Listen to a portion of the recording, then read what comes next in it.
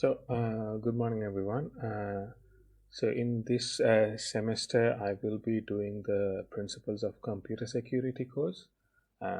This same module was previously delivered by Dr. Sayanaka, and in his absence, I'll be delivering that. Um, so, most of the course is going to be based on a particular textbook, Cryptography and Network Security, but it is not necessary for you all to go through the book fully or anything like that, but I will anyway include a link for the book on the LMS as well, and we can discuss about that later on also. One of the main things about computer security, and even like security in general, about why we want to study this is like it's not just about the techniques, cryptography, encryption, and all these things. That is not computer security. It is the overall approach to how we deal with computers, but also generally in systems and how we behave and all that. So one of the main things about computer security, or even like security in general, is about preparedness. It is about us knowing what is possible, us knowing about what can happen, and then being prepared for that thing to happen, so we are able to handle that. So it is not the technology, it is not having the technology, it is also about knowing what it is and then reacting to that as needed. So that is one of the main things to remember here is when we are looking at computer security, we are not purely looking at it from a theoretical point of view, or rather even a technical point of view. We are also thinking of it from a behavioral point of view, how we are approaching that. Particularly if we sort of go into a definition of computer security, we can briefly think about few things.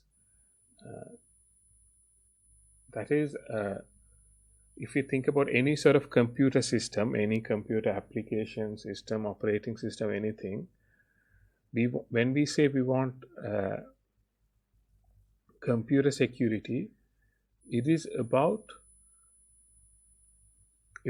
three main things. We will look at this in a bit more detail later on as well. It is about achieving integrity, availability, and confidentiality. So we will look at that as the three main pillars of computer security, and those are the three things that we want to achieve in such a computer system, information system. This would include all like hardware, software, or any information that is stored, network connectivity. So it will include all aspects of computing, and we will think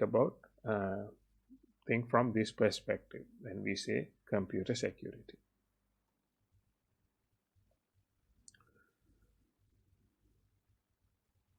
And before going further, one of the main things to remember here is what we perceive as threats to computer security in present day. Because there used to be a time where the computer systems were not so sophisticated, and the nature of attacks were also not very sophisticated. Things like password guessing attacks and so on. When we think about computer security, somebody guessing your password to your operating system, to your email account, or whatever, that is not a very sophisticated attack from the attack perspective. And also, another thing that has been changing is, in the early days of computing, people who had a significant amount of knowledge about computers are the ones who were able to launch these attacks. Particularly some sophisticated attacks, they needed some very high level of technical capabilities. Whereas these days, that is not the case, because even if you have some level of understanding of computing, some basic levels of understanding of computing, and then you have access to some tools, some tool sets that has already been developed as a thing to perpetrate certain types of attacks. So you can get these tools, and then as long as you can use them, you can launch an attack. So The level of sophistication is increased in terms of attacks, but the level of knowledge that is needed is not that high anymore, because there are already existing tools to do many types of attacks. Many types of vulnerabilities can be exploited using those. So that's also a thing that you have to remember. You have a lot of types of attacks that are very, very sophisticated in the nature of the attacks, but someone who is launching the attack may not need a high level of knowledge. They can do it with a fairly minimum level of understanding, as long as they have access to the relevant tools.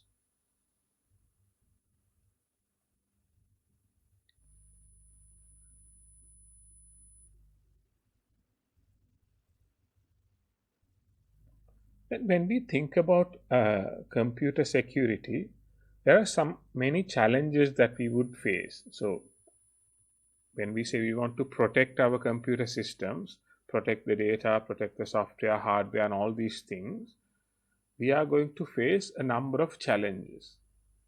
So one is, the systems that we use are not simple anymore. We have fairly complicated systems, fairly interconnected systems with many moving parts. So for example, we may have, even if you think about a typical computer that you are using now, there you would have an operating system, various application software, you may be connected to different services through the internet, and so on. So there's a lot of things that can impact upon the security of that particular computer. So it is not a very simple computing environment anymore, because there are many aspects that can impact on this. And in many ways, we have to consider all the possible ways things can happen. So it's not just thinking about what is the most likelihood type of attack that can happen. Even the least likelihood type of attack is something that we have to consider. So even if we take, like, say, your own personal devices, you can think about many ways potential attacks can happen in those computing devices. So people can guess your password. You may leave your device at a place that is shared by other users, say in a house or a hostel or even in a university environment. Then someone else can gain access to that device in that manner. You may be connected to different networks, open wireless networks, and so on. So there are many challenges that we would come across in terms of how we manage this, what are the potential attacks that can, and thinking about that. And while doing that, one of the main other challenge we will have is, many of the security mechanisms that we need to take are sometimes very counterintuitive. So they are not very obvious. So if you think about, okay, I'll do this and nothing can happen, sometimes may lead to more things happening. So just because you think about one aspect of security and you are building one aspect of a solution, doesn't mean it is going to solve all the problems. It may still have a lot of problems left in it. So you have to think from that perspective as well. And we will also discuss some of the other things in a bit more detail, things like encryption algorithms and different security mechanisms that we can use in these environments. We will discuss them in a bit more detail later on as well. But also, one of the main challenges, particularly if security is an area that you want to be in, it is going to be a battle between, say, the good guys and the bad guys, or like anyone who is trying to perpetrate an attack and someone who is trying to protect the environment. So it is going to be a competition, because like somebody will find a vulnerability in a computer system, a problem in a software system, and they may utilize that to launch an attack. Then you have to find that and fix that vulnerability so that attack is no longer possible. So it will be that cat and mouse game, so to speak, like one person and then the other person will have to keep at it in terms of security. So there's nothing like you can say we have fixed every computer security issue, so now this is a secure environment. That will never happen. We will never be able to build computer systems that are 100% secure. We can ensure certain things can happen, but largely there will still be issues there. And one of the main reasons for that is, until somebody finds a problem, we will not know about the problem. And it depends on who finds the problem, what will happen. Say, if we look at it in a simple manner, there's a good guy and a bad guy, and if either one of them finding the problem is possible, but if the good person finds it, they may report it to the software vendor and they may fix the bug there. If the bad guy finds the vulnerability, they may utilize that to launch some attack. So it is going to be that who finds it first, and that will give the edge in terms of what can be done from a security perspective. And as I said, because these things are going to change over time, they are going to evolve over time, new issues are going to be found out over time, you cannot have a permanent solution for security. It is going to be an ongoing solution where you are finding new problems and fixing those problems as you go along. So it is going to be, that is the nature of computer security. It is not a fixed solution. It is not a fixed set of things. Having done them is going to solve all the problems. It is going to be an ongoing approach to how to manage security. And one of the main problems that we would encounter in this sort of environment is, in many cases, security is mainly considered as an afterthought. Say, not just even when you are a software developer, you are developing a software system, there is a requirement that you have to think about how secure the system is. But in many cases, people who are developing these systems are mainly focused on their main business case. Say, if you are developing a software system that is doing, an accounting system, for example, you are mainly concerned about the accounting functionalities, the core functionalities of the system, the calculations and so on, and not focusing much about the security aspect of it. Then later on, when that is identified, people try to fix that with other solutions, but that may not be the right approach. So that is why this is very important for anyone. It is not just for security practitioners or people who are working in the computer security area, but for anyone that is working in computing in general, need to have a very good understanding of security, very good understanding of possible problems and how to manage those things, so they can apply that skill in anywhere that they go. So whether it is software development, whether it is networking, whether it is information systems, so in anything you need to have some level of understanding of security, computer security, network security, and so on. So that is the main thing to remember here. There are a number of things, number of challenges are there, but it is not just a challenge that should be addressed by a system administrator or a security professional. It is something important to anyone, as a user, as someone developing things for other computer systems. It is something that you need to know.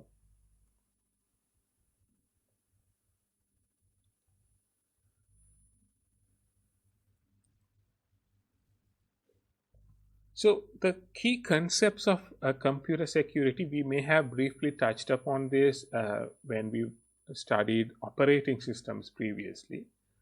But the three main concepts that we identify, or the three pillars of computer security, we identify as confidentiality, integrity, and availability. So when we say confidentiality, so it is about protecting a set of information or private information to the scope of to whom it belongs to. Say, if it is my file that I have created in the computer system, confidentiality is about only I should be able to see that file, or people who I have allowed to see that file can see that file. So the disclosure of information is only limited to people who are allowed to. So if you are not allowed to see a particular piece of information, you should not be able to see that. So that is confidentiality. Integrity is about the data or the information that is available is not modified without proper permission.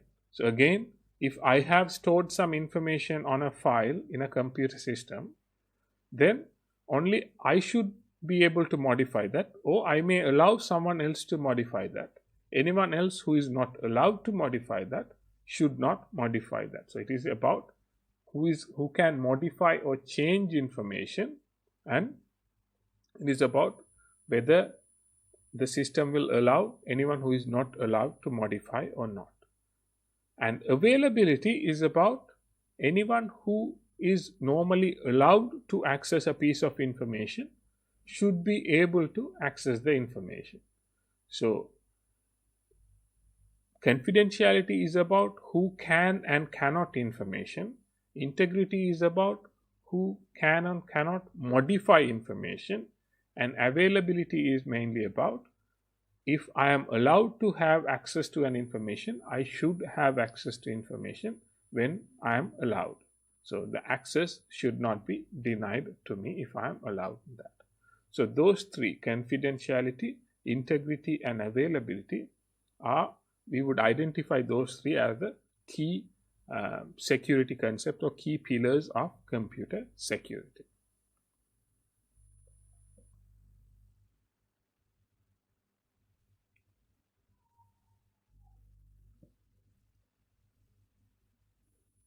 So for example, if we think about some examples for these, say for a confidentiality, if there are certain student grades or results or marks, and if that is available in a system, that should only be available to the allowed set of users or to the particular group of users, to the particular select number of users. Only they should be able to see that, because others don't have a requirement to see that, because it is not a publicly available information. If it is a private information, only the allowed users are able to see that. So that is confidentiality. Say, for example, if we take something like patient information, if there's a medical record and there are certain medical procedures and certain information from that, and that is normally produced by the hospital, say for example, or a doctor, that information should not be changed or modified by people who are not supposed to do that. Say for example, if you do a medical checkup and you are expected to get a certain type of, say, your health requirement, health status is needed for an employment purpose. So you do a health check and you are given some report, some results from your health check, and that information should not be modified or should not be modifiable by you before it is being given to the employer, because that is the integrity of the data, because the data should not be modified by people who are not allowed to modify that. So that is integrity of information. Then availability is about your ability to access something. So for example, if you are logging into a system using a separate authentication system, for example, you need to log into an application, but you are using a third-party authentication service. Say you use your Gmail login to log into a third-party website. So in that case, the Gmail login is an authentication service. It is letting you to authenticate into the other system. So that system, say even if Gmail is not available, now you cannot also access the third-party system. So that is about availability. Because this system is not available, I am not able to access the other system. Even things like a planned power cut can act as a availability based attack. Say, if you need to access certain systems, and if they can cut your power or access to the internet or network, that can also be a way of an attack or a challenge in terms of availability. So that is also something possible, and we have to think about.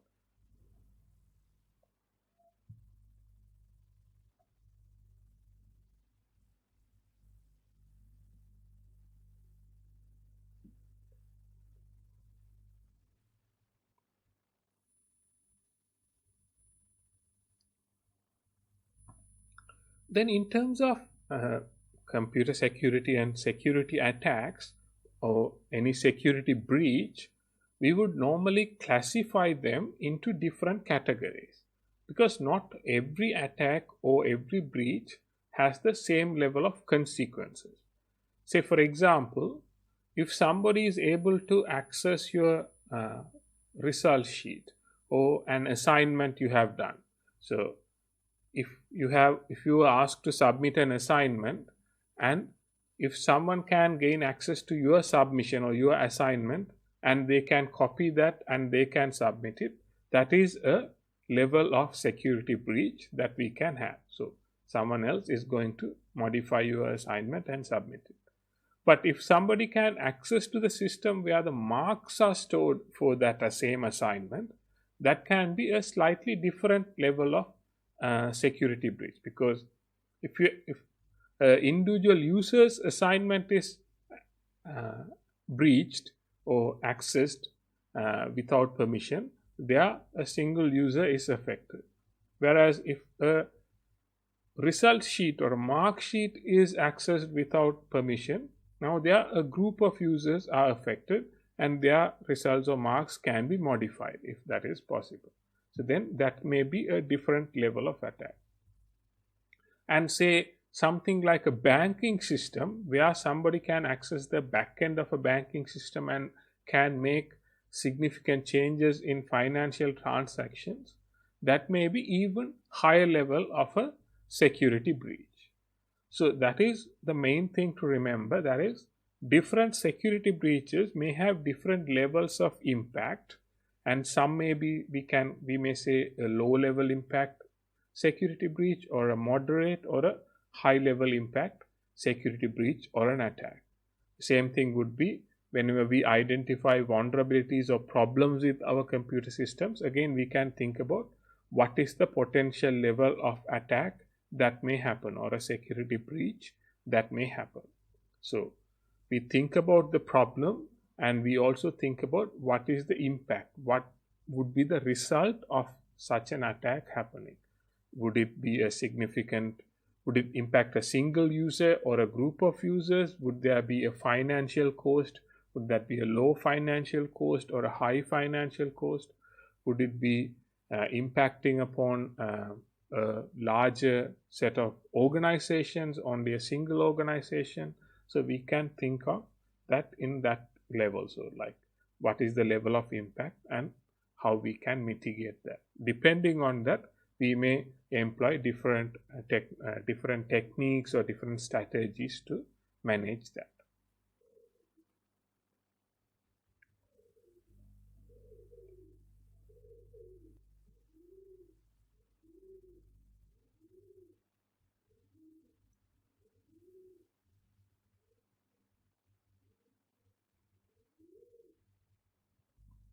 Then another thing that we can think about when we are looking at computer security is about attacks, or the security attacks, security mechanisms, and security services. So here what we mean by security attack is what is the type of action that can be performed to compromise security. So that is a fairly self-explanatory in terms of that is the attack. So that is what is going to be perpetrated upon a computer system. Then the security mechanism is what we have as a solution to that. So how it can be a process, it can be a device. So those are the things that could be what we can classify as a security mechanism. So that is something to prevent or recover from the security attack. Then security service is about how we are implementing those security mechanisms. So in many ways, we will not just rely on a single security mechanism. We may use a number of security mechanisms, and in conjunction with the standard processes of users, and we will implement it as a security service. So that is what we would do in a security service. For example, let's say the security attack is about guessing a user's password. So the ability to guess a user's password is the security attack. If that is the security attack, the corresponding or a suitable security mechanism would be enforcing that users are not using guessable passwords. The way we can prevent password guessing is using passwords that are not easily guessable.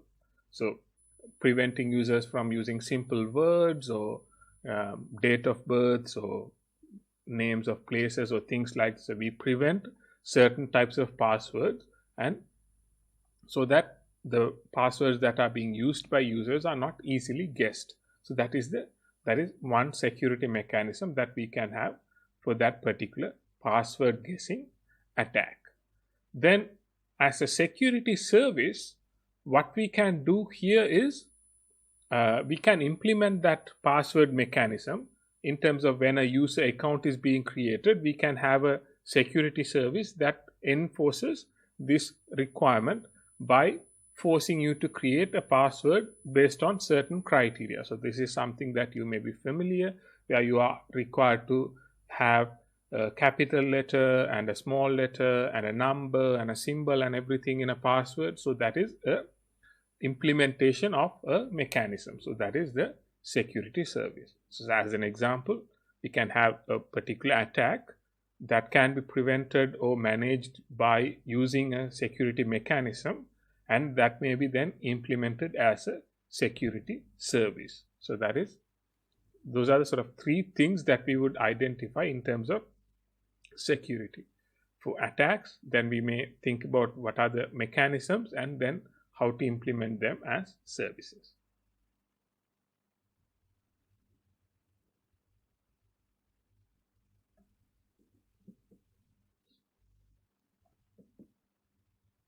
So then when we particularly think about security attacks, there's an issue in terms of the terminology sometimes that we may use. Particularly the terminologies in terms of threats and attacks are fairly commonly used very interchangeably. We may use threats or attacks to mean the same thing, but generally they have slightly different meanings. So when we say a threat, it is a potential for a security violation. So when we say it is a threat, we are saying that may happen, or that is a possibility that can happen. There is a potential for something to happen. Whereas when we say an attack, we are talking about a particular type of attack or a particular type of an assault on the system. So that is something that we would say as an attack. So threat is the potential for something, and attack is something actually happening. So that slight difference is there, but in practice we may use these two things interchangeably. Even during my discussions, I may use these terms interchangeably, but fundamentally they may have slightly different meanings as we see here.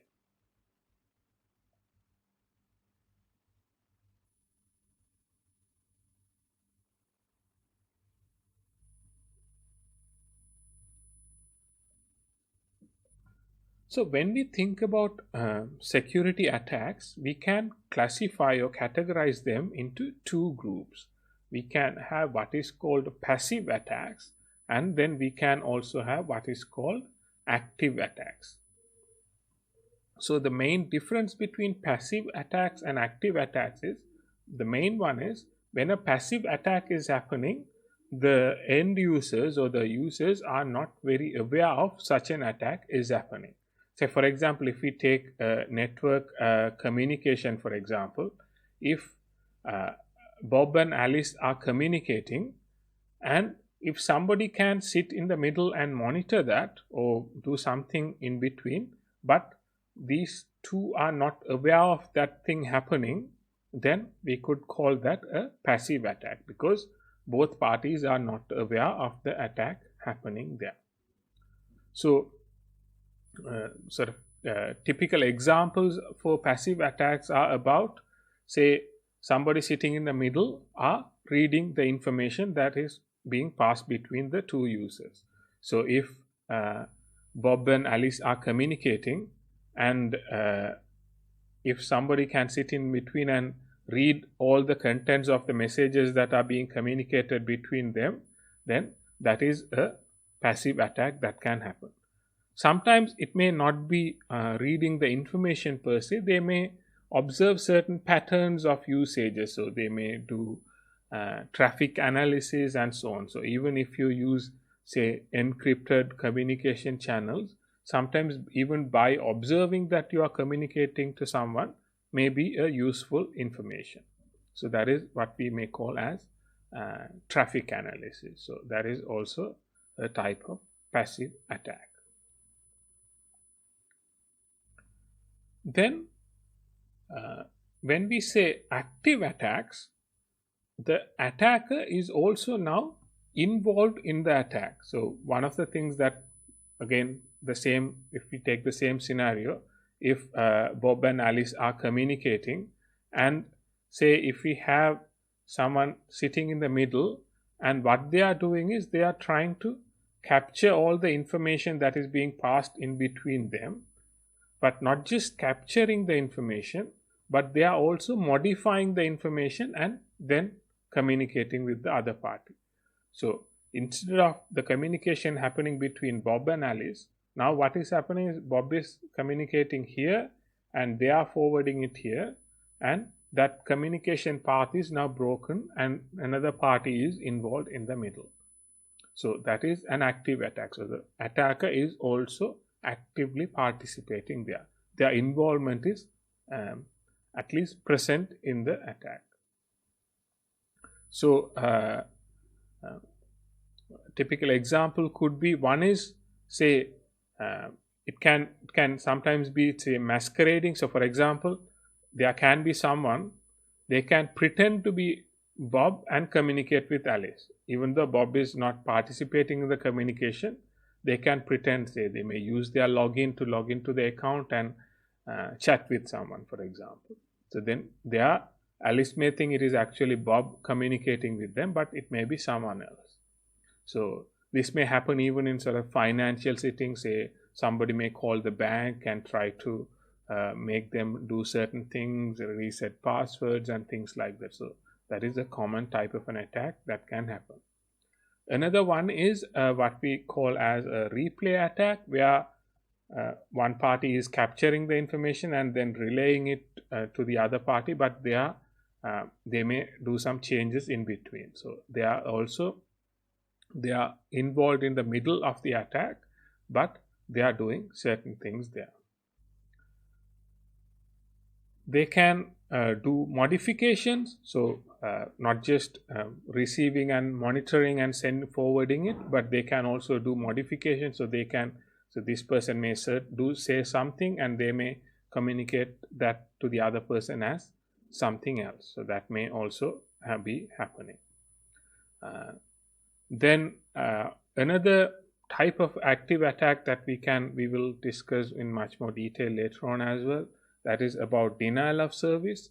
So that is an availability attack or attack on availability, where if somebody can launch an attack onto a server or send too many requests to the server will go into the situation of denial of service. And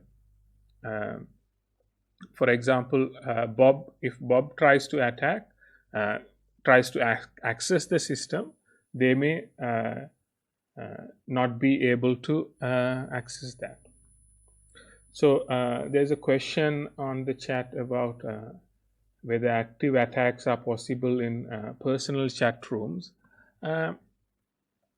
Yes, I mean, actually they are possible in this manner. So say it may not be an interception attack, particularly like in that manner, but sometimes say um, something like say a masquerading attack can happen. Say if they can gain access to your chatting platform, like say if it is a social media chatting platform, if they can log into your system, or they can gain access to the device where it is already logged in, and then they can send a message. So if your phone is unlocked and somebody can take your phone and your messaging app is again unlocked, they can go in and send some messages to someone else.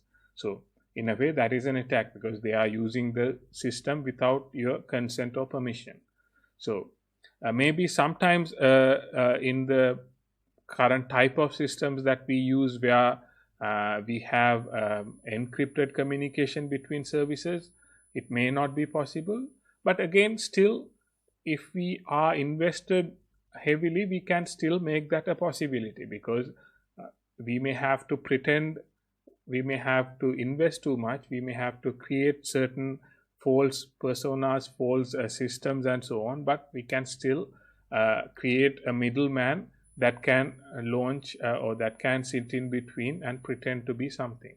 So, for example, I can pretend to be the bank and I can ask you for banking passwords, and you may be getting these warnings lately from banks a lot, because that is happening, that has started happening a lot with many people using online banks. There is people calling up and asking them, we are calling from the bank, can you give us your password to verify the system, something. And people will be like, if they sound right, they will give the passwords, and then you go and use the password and log into the bank as the other user. So you can sit in the middle and launch a lot of these type of attacks. Particularly social engineering type attacks are very much possible.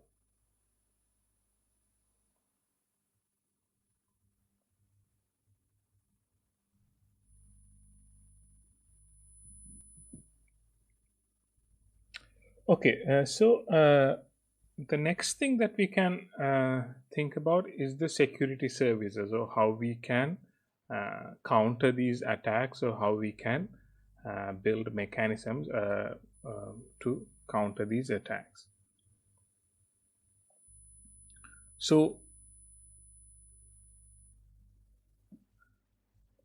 one of the main things that we would be using, or we would be doing in terms of security services, is about identifying what is the nature of an attack, or how an attack is being perpetrated, and what is the thing that is being exploited there, whether it is a system vulnerability, whether it is a vulnerability in the software system. So we will identify that, or sometimes it could even be the way users are using the system. Then depending on that, we may have to build mechanisms, we may have to build processes to counter that particular type of an attack. So we may use a number of different types of approaches.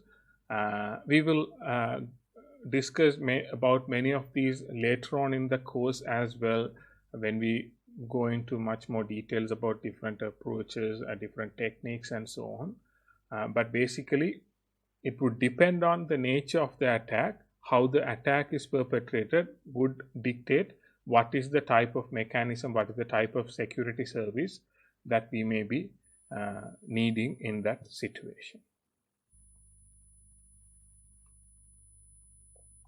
And in many cases, because many types of attacks may be a result of many different things, we may also have to think about a combination of security mechanisms together, built in together as part of a security service.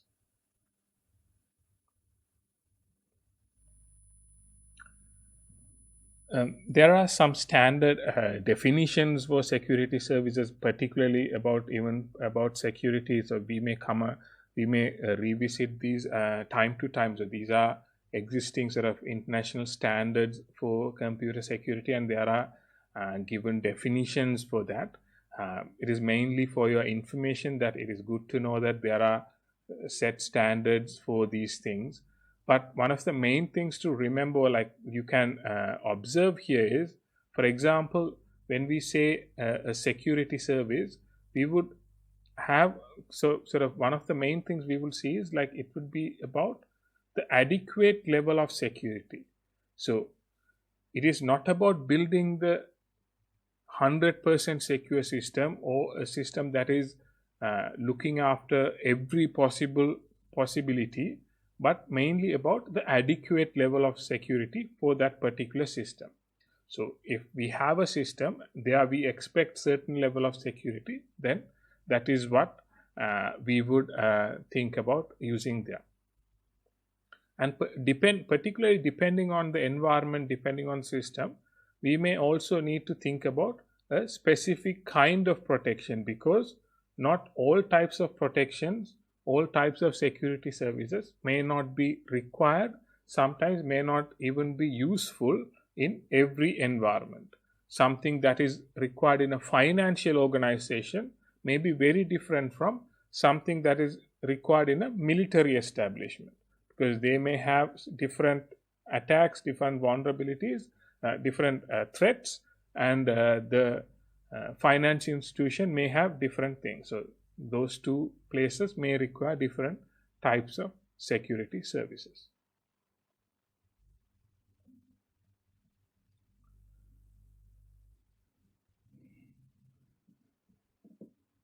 The common type of security services, we can categorize them into a number of groups.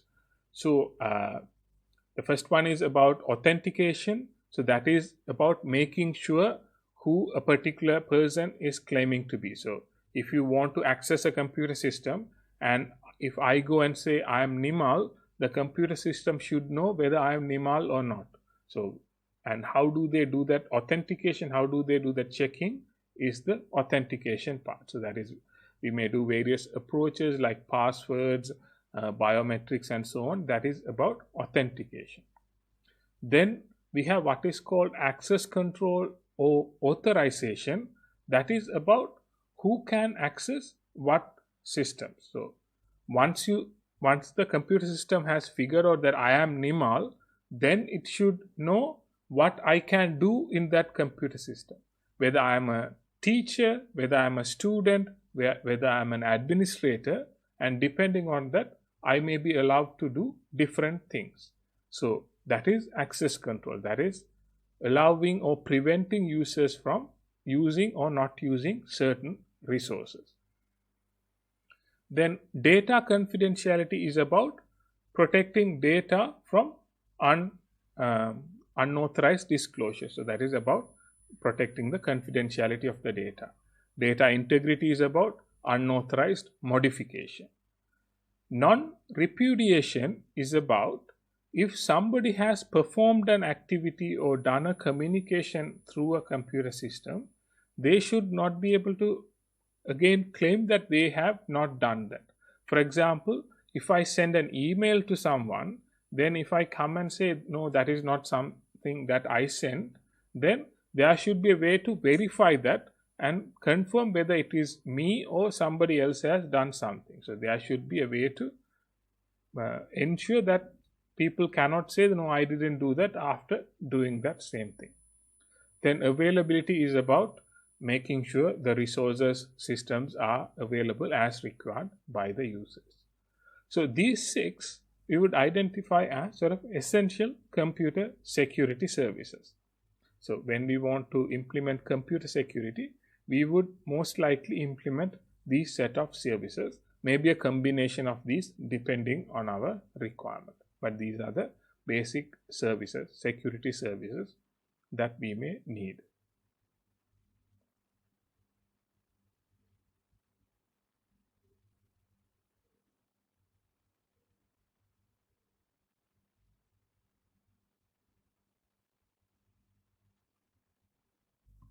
So then when we think about the security mechanisms, what are the specific ways these security attacks can be prevented or we can manage them? Again, there will not be a single mechanism that we can use there, but many of the security mechanisms that we would come to use would rely on what is called the cryptographic techniques. So cryptography would be the foundation to many of the security mechanisms that we would use. For that reason, we would be focusing on cryptography for a good part of this course. In the coming weeks, we will going through many aspects of cryptography in a bit more detail, because that is something that is going to be an important part of many of the security mechanisms that we can have. So again, we can have certain specific security mechanisms like digital signatures or authentication exchanges, or so various mechanisms. Again, some of these things we will come to discuss in a bit more detail later on in the course. And even sometimes certain things, certain type of mechanisms can even be things like, say, security audit trials and things like that can also be part of the security mechanism. So it will encompass all the time. So not preventing attacks, recovering from attacks. So all the aspects can be covered through different security mechanisms.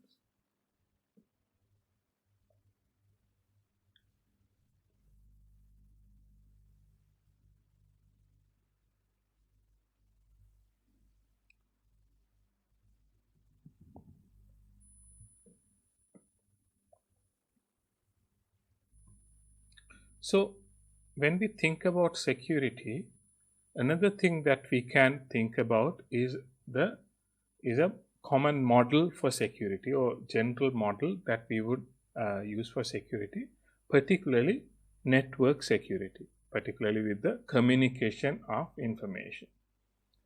Some aspect of it would also apply to other parts of security, but generally thinking about network security. So the basic idea of this security model is to have the information. We would start with some information, then we would use certain mechanisms to create a secret version of the information. Then we would communicate the secret information to the recipient. They would receive the secret information. Your mic is muted.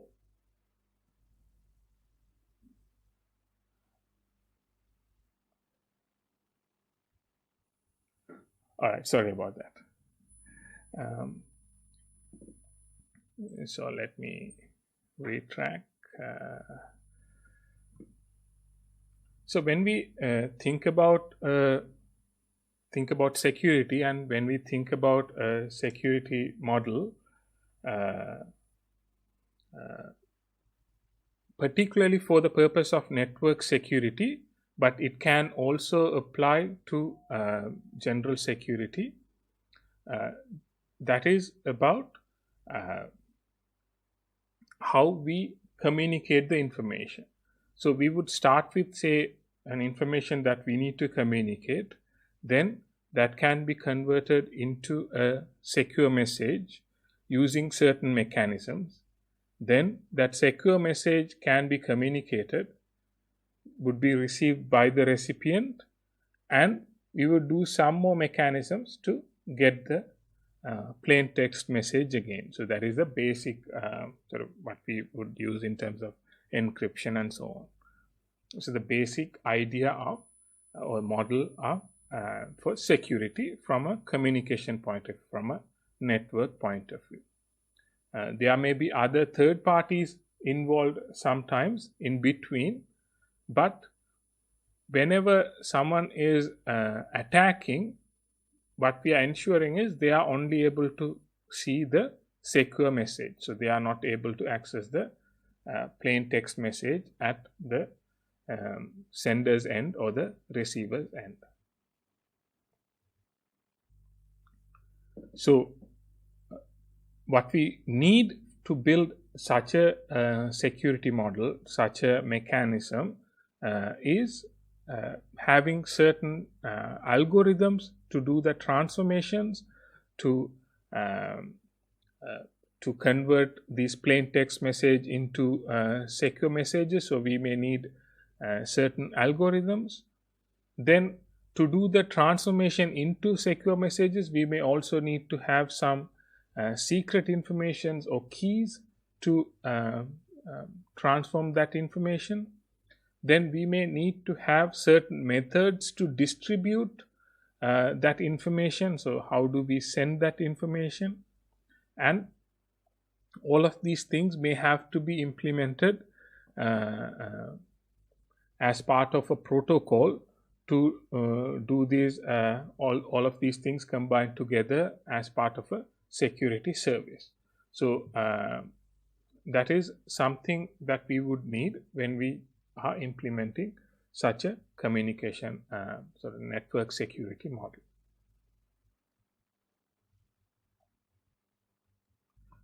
Then another type of security model that we may have is about access security. So one is about communication security, or security between a sender and a receiver, and how we can protect that using certain converting that to secret message and so on. Then another aspect is about access security. That is about who do we allow to access the system and who do we prevent. So for example, if somebody is trying to access a system, we may have what is called a gatekeeper function, and that gatekeeper function can prevent them from accessing the information. That is where we may use certain authentication services and access control services to check the users and check what are they allowed to access and not, and then we may allow or prevent access based on that. So so that is the basic idea about a network access security model. So one is about communication, this is about access. So to build a access security model, or what we need is a suitable gatekeeper function. We would need something that can do that, but then also we need certain other security services to identify authorized users and allowing access to them. So one is the gatekeeper function needs to be there, but also we need additional services to ensure users are authenticated and authorized.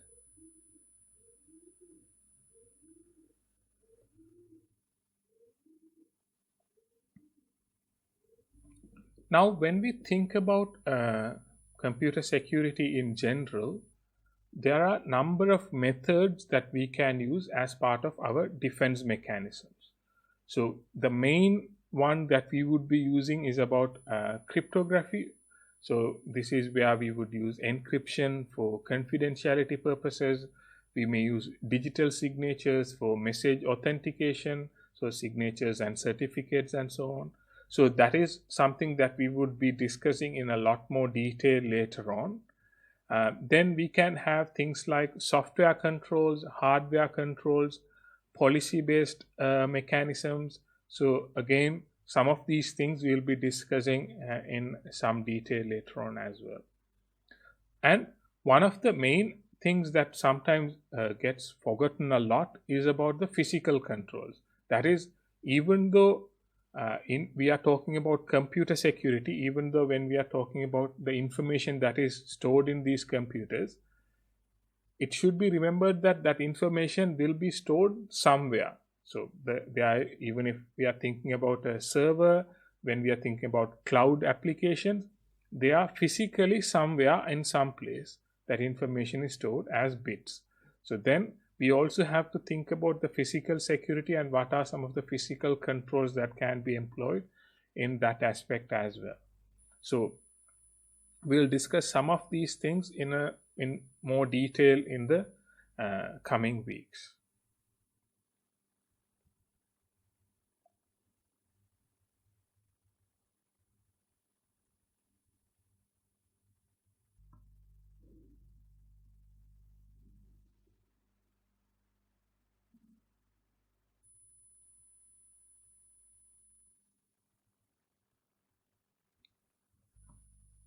Then one of the final things that we can think about when we are thinking about computer security in general is about the level of protection that we need and how costly it is going to be.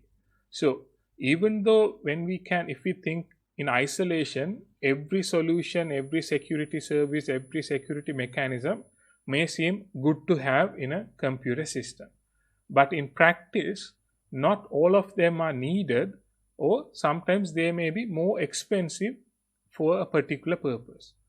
Say, for example, if you are for your own personal computer at home, you can implement, so it may have password based authentication normally.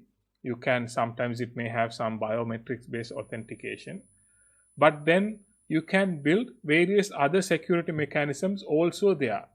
Maybe even you can think, for example, whatever the security mechanism that may be implemented by a bank, for example, we can also implement the same things for our own purposes. But from a cost point of view and also from a need point of view, that may not be necessary.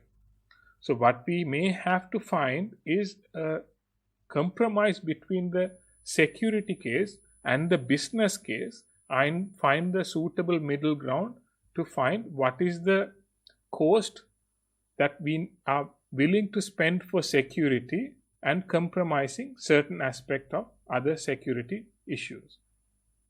So we will think about the cost of security implementations and cost of a particular attack happening, and we would find a middle ground there. So we will never be able to go to one extreme and spend all the money in a security solution, or not spend any money at all in any security solution. So we'll have to think about that as well. So this can be when we are thinking from an organizational perspective, this can be from a computational perspective as well. Say, sometimes it is not just building a security mechanism, how it is going to impact the usability of the system, how it is going to impact the performance of the system. So if everything is encrypted, multiple level encryption and so on, there may be a cost involved, a computational cost involved to decrypt that information, and so that may add some time between a request and a response. So then that may be acceptable or not acceptable in certain environments. So we may have to find the balance between that.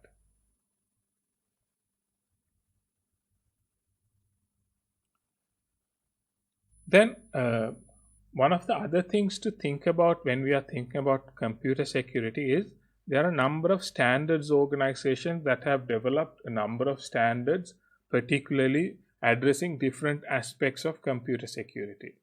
So, and some of these things may be necessary when you are developing systems.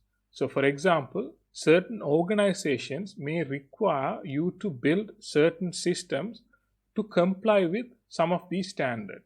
Say, for example, if you are implementing a system for a client, and they may say, our requirement is that your system, your software should comply with this particular security standard. Then you should be aware of such standards and also know what are the specifics of such standards.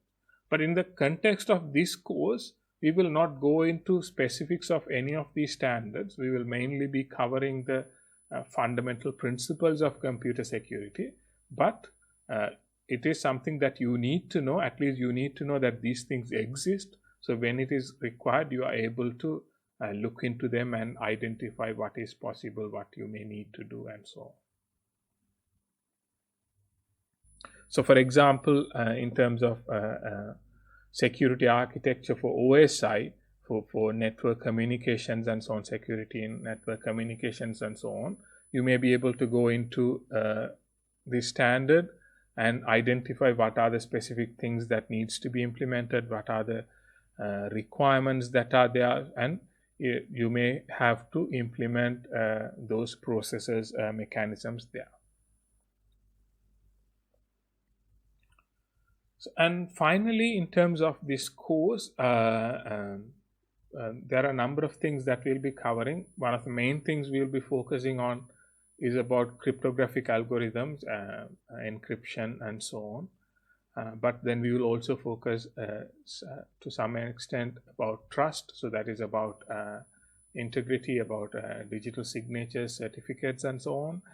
And then also generally thinking about computer security in general, about software security, hardware security, and so on. So we'll go into a number of these topic areas in the coming weeks, and we'll be discussing them in more detail. And as for the main sort of course content, it will be available on the LMS. You should be able to access them. And now, regarding the end semester examinations and the proportion of marks, that would largely depend on how the semesters are going to be, and towards when the exams are going to be conducted and all. I think there's a significant difference from previous years to these 2 semesters with online teaching and lockdown and all that. So that may differ slightly, but we would still have practicals or tutorials and some quizzes as well as we go along through the semester. So other than that, those are the main things to be discussed in today's introductory lecture. We will go into detailed discussions about topic areas in the coming weeks.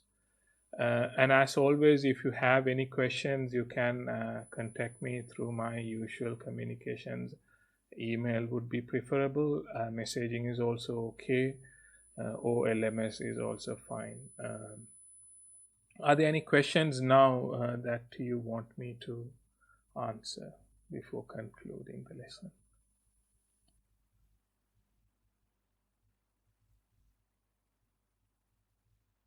All right, so I'm assuming that there are no particular questions from anyone. So we would conclude the lesson for the day. Thank you for joining, and see you next week. Maybe online, maybe in the coming weeks we may meet in person as well. Until next time, bye.